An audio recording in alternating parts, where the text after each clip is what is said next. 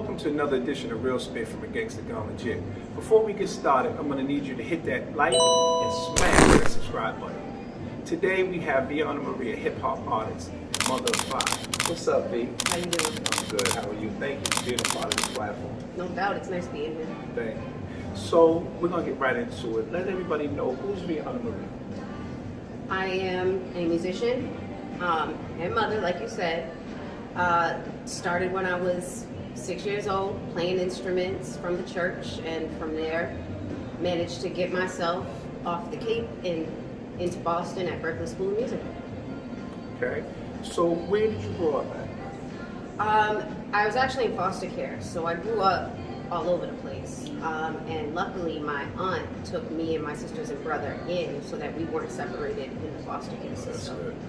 So we lived in Plymouth, and then she moved us to the Cape. And I stayed there until I graduated high school. So before, we're going to take them all the way back, because it's definitely not where you are today, but back in the day, you started out in the streets, right? Yeah, 17, 18. 17, 18. Okay, and you were involved in a drug gang. What was it that you actually did? I actually just ran product from one place to another. So you was basically like a hauler. You would haul this stuff from somewhere Yeah. to okay. And how long did you ever get in any trouble, any jail time or anything like that for that? I only have one scary experience where, I was, worried about getting caught, and, it's one of them issues where you only got one place where you can hide drugs. And that's where it went, you know what I mean? So it is what it is, it do what it do, and after that, actually, I stopped hauling from one place to another in vehicles, and I actually started taking the bus. Okay. And so that lasted for how long? How long would you say you did that? I only did that for 2 years, because then I got pregnant with my girls. Okay. And that made you say, I can't. Oh yeah, I went completely legit after that. Okay. All right. So you also grew up in, what was it, Alabama? I didn't grow up there. I lived there. Yeah, I moved there. I lived there twice. Once right after Hurricane Katrina, and then I moved back there a few years ago. Well, more than a few years ago now, like 2015, the end of 2014, beginning of 2015, and I stayed down there for a little while until I moved over to Biloxi, Mississippi. And so how different was it in Mobile, Alabama? Yeah, right? Mobile. Mobile. So how different was it living out there to being up here in Boston? Like, what did you? They don't call like? it the dirty for no reason. Okay. That is just it's a different mindset. I would love to say that there's a code up here, but we know that there's, if you're gonna be on your grind, you're gonna be on your grind. It doesn't matter where you live. I just saw things down in the South that I had never seen before, like entire project areas that were cut off, like the electricity stays on there, but people don't pay them the bills because nobody's coming in there to cut off that electricity. The police don't even go in them places, you know what I mean? I experienced things down in the South that I had never seen up here. Like what? The violence, for one, it was crazy. I currently have just gone public with me quitting smoking weed. But we used to have weed sessions, and little did I know that somebody I'm smoking weed with, a couple weeks later, would set somebody's car on fire with a body in there. You know what I mean? Like, you just don't know until you know. And it's crazy what goes on down there. I tell people the story of me dropping my kids off at school, me going to a friend's house who was across the street from the school, and us just sitting there smoking, and somebody pulls up, starts shooting at the neighbors that are sitting on the parking lot, on the porch next to us. And I'm just sitting there shocked, because I'm like, this is some like movie type shit going on. And the way people move down there it's completely different. So it's not as slow as everyone thinks when they say the South. Not at all. Not at all. And they're not afraid to catch a body. And so this is the type of things that you were around when you were in the streets. Yeah, and not even really knowing the position that you're putting yourself in until later. And that's one of those things that you're like, damn, like I could have died. Right. There's many times where I was in situations where I'm thinking I could have died, or I could have went to jail. There's a million situations that I wish that I had put myself in when I was down there. Because at that point I had kids that were grown. You know what I mean? So it was life altering. Right. And it was it made me focus on what I really wanted to be doing, because I had put a studio in my house down there and went through an experience where I thought I had some people coming over to record, and luckily I had some folks around me that knew what was up, and they're like, yo V, they're casing your house. I'm like, wait, what? I got equipment, I got, computers, I got all this.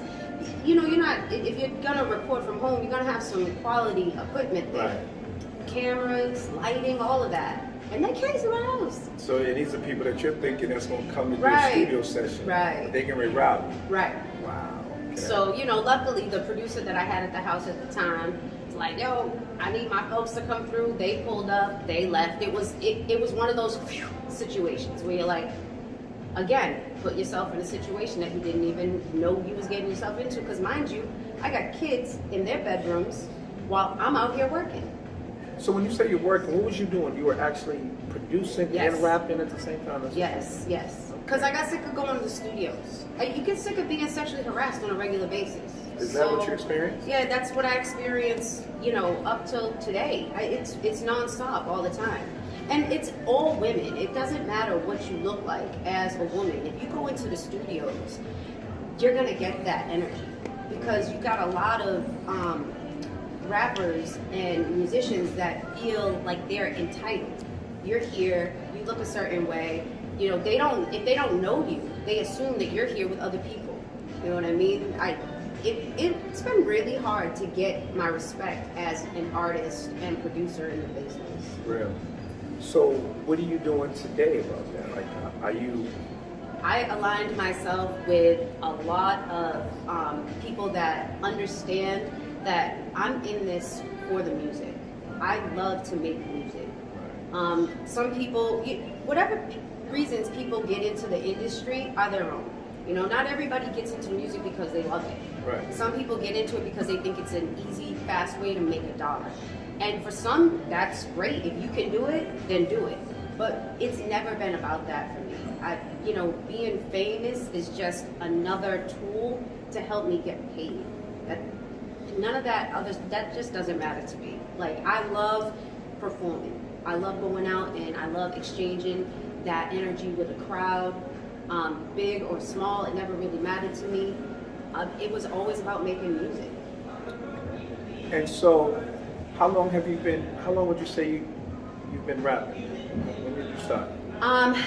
I didn't start off rapping. And if you ever listen to any of my, my first early works, you can tell that I didn't start off rapping. Okay. But I always wrote for rappers. Oh. I just felt like I didn't have swag, I guess you could say. Okay. You know what I mean? And I feel like if you're going to get into a particular genre of music, then be good at it. Don't just get in there where there's people that spend their lives doing this and put all of their energy into it and take it seriously. Like, finding my voice was really hard at first because I'm a trained musician. I'm a trained singer. I trained classically. I trained in opera. I trained in all different types of genres of music. So the rapping was just something that I loved to do because I was a big fan of Lauryn Hill and Soleil, and there was just so much more that I wanted to do with music. I've heard you've been compared to Lauryn Hill with your singing and rapping that you do. I think that's the go-to because that's mainly who people know. No, right. And I can appreciate that because as much I love Lauryn, but I would never everybody thinks that I'm modest and I'm humble, but it's about respect. I would love to meet Lauren and say, you're an inspiration. You're the reason why I do what I do. But I wouldn't want to compare myself. Gotcha. You know what I mean? That's a good way to look at that, like that. So, you're rapping. So what are you doing today with that? I have really focused on making that as good as the music element of what I bring to the table. So I practice every single day. And, when I first started rapping, they would say that I sounded like Eve. And I think that that's more accurate because I was a big Eve fan. I loved everything that Eve was bringing to the table with fashion and with acting. And, she does a little bit of singing too, but it wasn't her primary focus. She was just crazy with the bars. Right. And I wanted to It's be one of my crazy. favorite female artists. Oh my gosh. And right now, I know she hasn't been doing much in music, but I'm pretty sure she could go in and drop a hot 16 like it's nothing. You know what I mean? So for somebody like me who has to work really hard at it, these are the people that I look up to. These are the women that I can say, I appreciate what it is that you do and what you bring to the table, because a lot of women do not get their due, in this business. They're overlooked quite a bit. So how do you juggle your rap career and being a full-time parent? Like you said, you have 5 kids, right? Yes. So how do you? Well, at first it wasn't as easy as it is now. My kids are now older, so they're much more self-reliant. But I didn't do music for like 15 years. I worked from home, produced from home. So I could, in 2011 is when I started recording myself. That's when I was starting to learn the boards and learn how to use the programs. I had a very limited education because, like I said, I left Berkeley. So I applied what I knew, went to, anybody that would teach me anything, and I just started to learn how to record. Then I started to learn how to do light mixes, because I never liked people to leave my house with something they couldn't, have other people hear. Okay. So, I could always do a light mix. And then I realized that if I wanted to stay in music, I need to really get good at this engineering thing.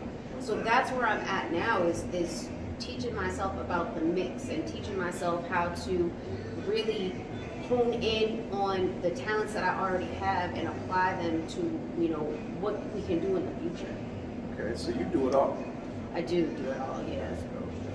And I like that you said that you took a pause in the music for 15 years, you said? Yes. So that was that to raise your kids? It was, yes. Because That's being smart. in foster care, and you see, it wasn't just me and my sisters and my brother. My aunt took in a lot of foster kids.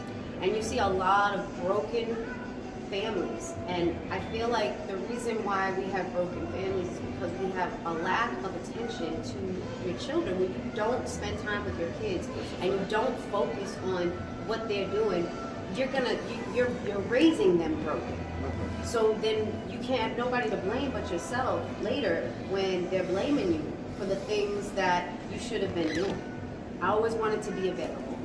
I always wanted to make myself available because those are them formative years. You know what I really like about that and I respect is the fact that a lot of people don't do that. They definitely don't put the kids first like they're supposed to, and they should. And that, the way you explained that is beautiful because that's how it's supposed to be.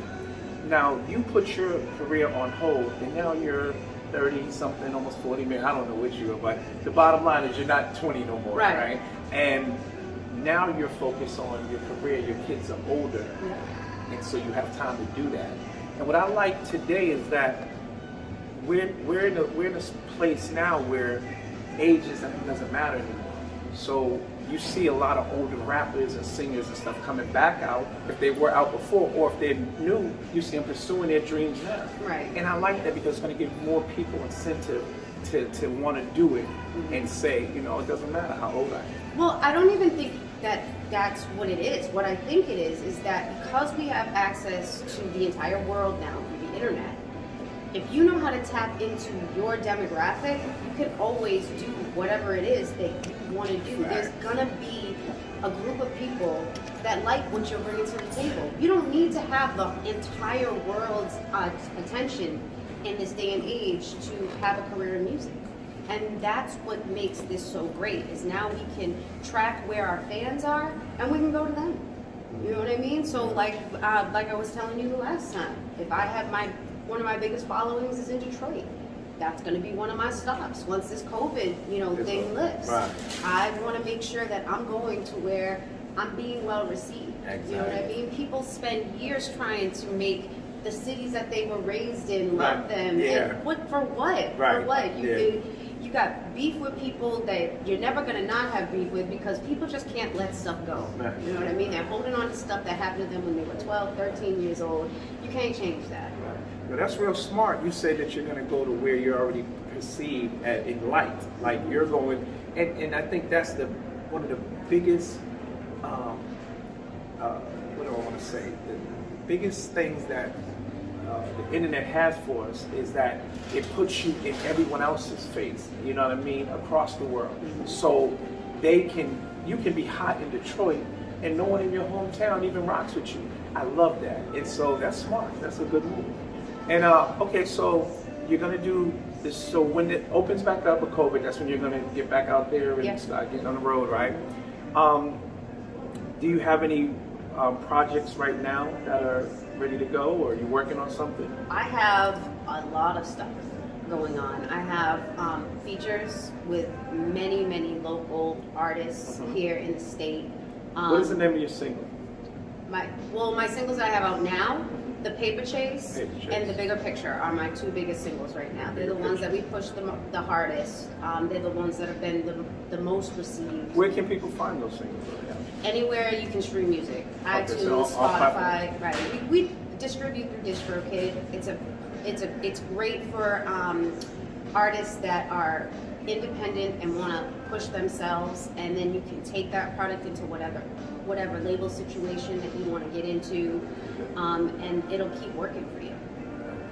Right. So, what do you? I want to take it back from the music now. I want to go back to talking about you as a mother. You said you have 5 kids, and I believe you told me last time that 2 of them have autism. They do. Can you talk about a little bit about autism so we can have people be aware of what it entails, because it's not easy for a mother or any parent to raise a child that's autistic. You've been fortunate because, as you told me before, that the kids are on the high spectrum. Can you explain that a little bit? High spectrum just means that they, autism, first of all, you can say it's a disability, but I like to say it's just the way that information processes from the brain to the lips. I was bragging all week about how my son was doing really well in school. He had a great IEP meeting. His teachers are thrilled with him. And this is coming from a child that didn't talk to me until he was 4 years old. So I was in fear for years that he was not going to do well in school when he got older. He was going to, you know what I mean? And he's gotten so much better. The consistency is what it's all about. I think, and I'll be honest with you, if I didn't have a child with autism, I might not have made it to do music. I would have probably been in this mindset that, I was raised, the way that I was raised, trust me, as long as I'm, somewhat of a good parent, I can follow my dreams. But it wasn't the reality of the situation. The reality was, my son was going to need my attention. Right. And, with everything that had gone down between me living here and going down south and coming back and going back and forth, it was a lot on him. And I had to make sure that I didn't put something that I knew would always be there for me before what I could do for him. Because the foundation is what matters. Absolutely. You know what I mean? That foundation for them, that constant.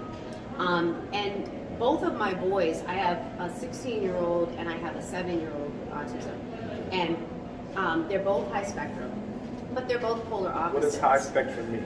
High spectrum means that they're high functioning, so they can carry, like my older son, he can cook for himself, he can take care of himself, you know what I mean? He can, he has, a lot of the times when you have autism, you have a lot of other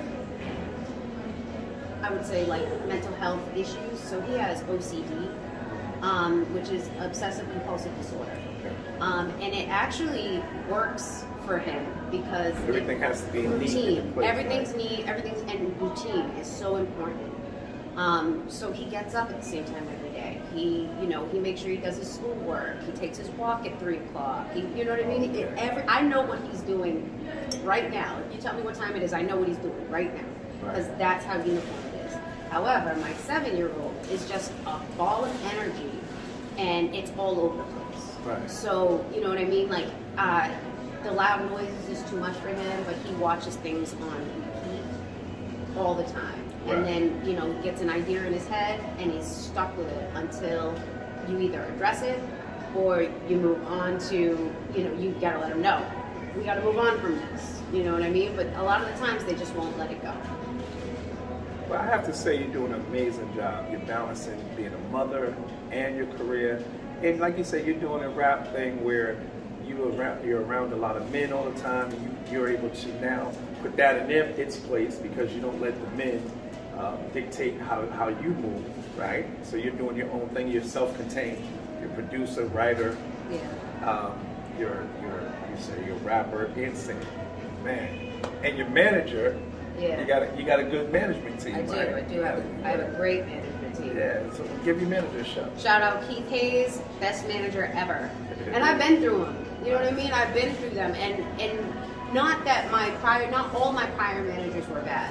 I've had 5 managers. 2 of the prior managers were excellent. They just were doing other things. Right. And when you can't commit to, that's why I kind of laugh when I see like one manager with like 6 artists, because I just don't know how one person can manage all these people, have a day job, and then it's just a lot. When I was managing, it gets done, but it's a lot. Right. And when I was managing, I could only manage 2 artists at a time. That was my cap. I wouldn't take on any other talent other than that. So, and that was before the weight loss and all that other stuff that had happened when I was just producing. So you said you had artists. How did that go? Like, you had a label or something like that? I did. I had Spacebound Productions. That was my record label. It was actually a production company because anybody that knows, if you name your business a label, there's a whole legal thing there. So it was a production company, and I had 2 male artists, and then I tried to find a female artist because I wanted to write for a female artist, but it just never worked out, And then I figured having male artists, I wouldn't have the same issues. Right. But I did, and it was a lot of diva mentality, a lot of With the artists. men? Yeah, the diva mentality is like this: if you think that you're too good to learn from somebody else, then you're gonna stay stagnant where you are. Absolutely. There's always somebody that knows more than you, and if you're not willing to learn, then you're putting yourself in a position to stay there. And I wanted these guys to grow, and they, for everything that we were doing for them, it was like pulling teeth trying to get them to do basic stuff. Don't drink all night long before you go on stage. Have your drinks after. Because if you could drink and then get on stage and everything be great, that would be different. But you have a rock star mentality, and you haven't built the platform to be there yet. Right. I get it. So let me go back to you growing up. You said that in the other interview we did, you told me that you grew up in the church. I did. And something happened. What did that? So you were a firm believer in God Mm-hmm. at one point, right? Yep. And something happened to change that. What happened? Education. Education is what happened. I felt like with how much, with religion being a billion-dollar industry, somewhere along the way, you have to understand that this man-made idea is just an idea, a way to control the masses, and it does. It's the reason for a lot of death, a lot of slaughter, a lot of genocides happened in the name of God. So it's it was very eye-opening, and I gotta tell you, it was soul-crushing for me because I was raised by a pastor. So, you know, I felt a connection to something at that point. And then to find out, you know, all Who the was the music. pastor that raised you? My aunt, she was a pastor. So, you know, for that to come crashing down around me the way that it did, it devastates her. She is not happy that I am atheist at all, but she respects the fact that that's a choice that I made, you know, and I respect anybody's right to Well, something religion. happened to her that made you become the way you are. Yeah, said, the church, they basically cast her out, and they did it for reasons that are not mine to talk about, but they did that, and she dedicated her life to, you know, being this beacon of light, and she is one of the nicest, most giving people that I have ever known. And to see how upset she was when she finally had to leave, you know, she went to another church, but when she had to leave the church, and this was recent, she just recently left her church. So it was really, it was just another nail in the coffin for me. Did you become atheist recently? No, it's been 5 years now. 5 years. Well, that's recent. 5 years. That's recent. It feels like it's been forever. Right. But yeah. Oh, okay. Now, is there any hint of going back and changing that again, or are you comfortable where you are today? Probably not. And for the simple, when you're able to respect people's beliefs and allow that to not be something that stops you from dealing with them, you're really putting yourself in a better position. I want people to feel welcome around me. I want people to feel like they can talk to me about what they believe and not be judged for it. I'm not going around judging people for their beliefs. But what about the people who would feel uncomfortable talking to you because they believe so much in God, and then you're saying that you don't believe in God, and you're an atheist? So what if they're not comfortable talking to you? I haven't met anybody like that.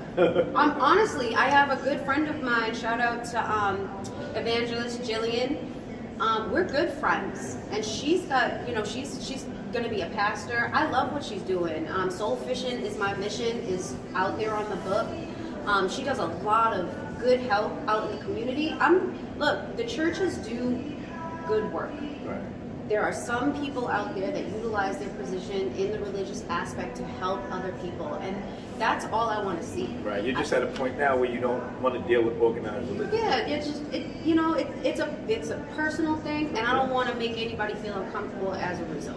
You know? No, I get it. It makes sense. And each one, I mean, everybody has their own beliefs and Whatever you need to help you get through what it is you're dealing with. And I know a lot of addicts that end up turning to religion to help them, you know, not to go back to using drugs or, you know, not to do this. It like I said, whatever it takes for you to be the kind of person that, you know, is good and compassionate and put you in a position to help others, it's fine with me. I get it. That's good, because you don't usually hear atheists talk about that. They usually will condemn anybody whose beliefs in God is high or whatever, and they'll try to get them to convert to what they believe. So you're not like that. You just whatever. I would just prefer not to have the laws that we live by based on religious practices. That's what I don't like.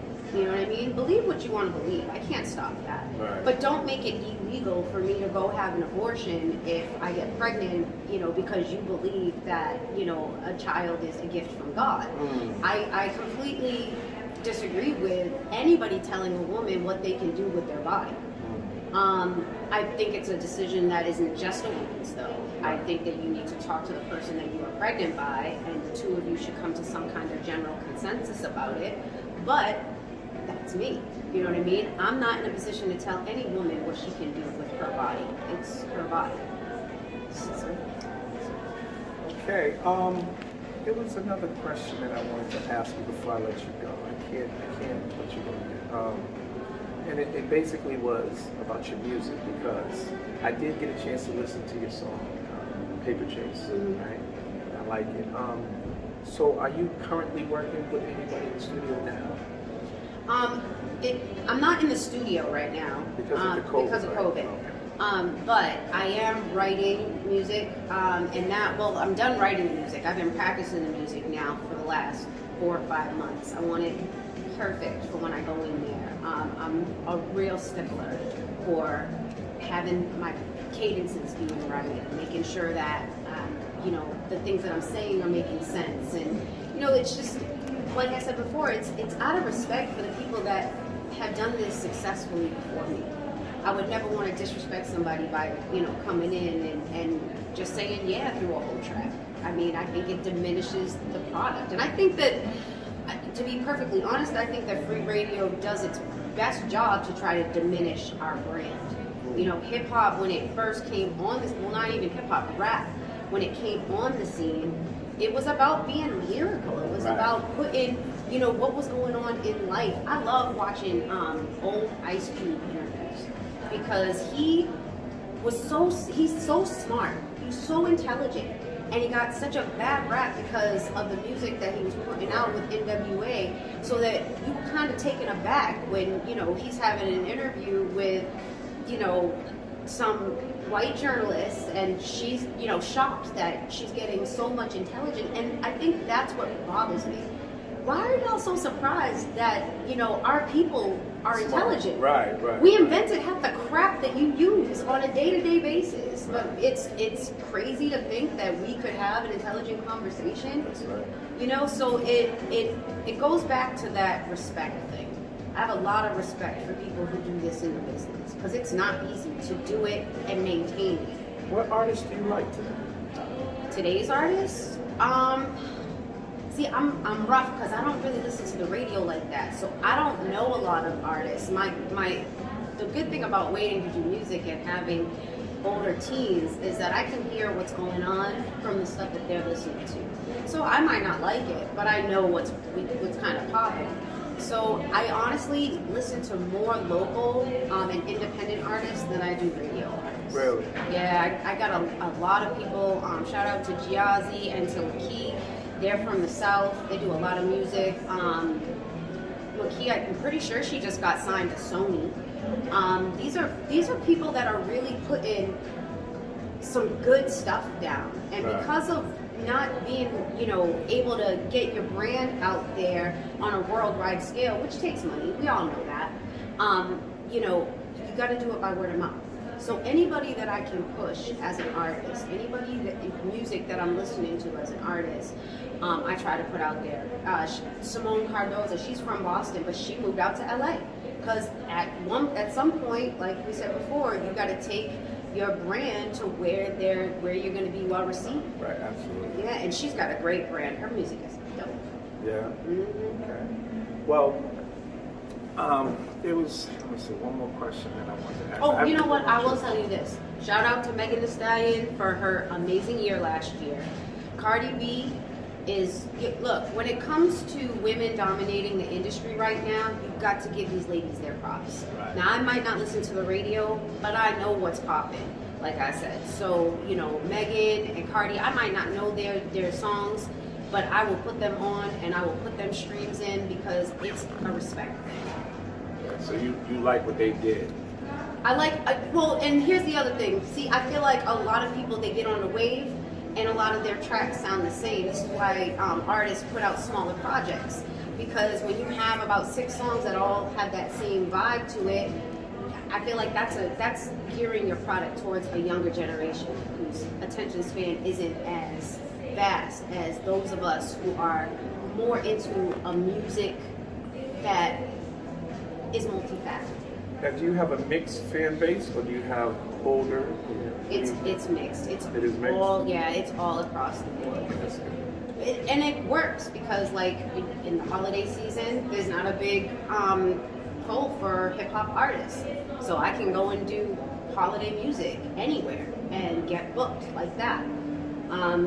There's just, to limit your demographic is to limit your money stream. So if you can create a product that reaches multiple demographics, you're always going to have an income. You sound like somebody that really learned a lot in life and over the years. So what would you tell a younger V?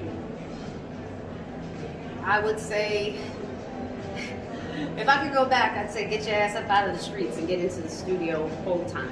And that's probably the only thing that I was big on trying to make a name. And you know, when you're a rapper, I think that it's easy to fall into what that stereotype is. And like I said, to find my own voice was what I was trying to do.